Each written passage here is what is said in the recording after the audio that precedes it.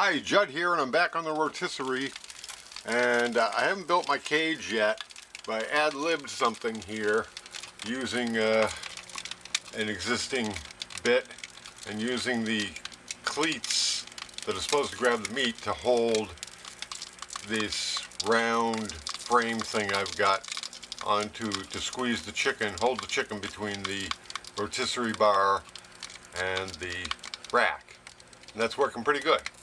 But I have got some material. I'm going to build a cage for that when I get around to it.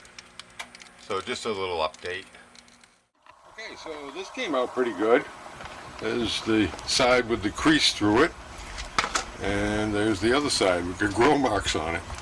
It's kind of cool. I forgot to grease the stuff making contact, so I had to cut it off so I didn't rip all the skin off. But that'll taste just as good. And I've had the rotisserie chicken a couple of times since I first did it, and it's always delicious. So I'm very happy with this. Happy day to you.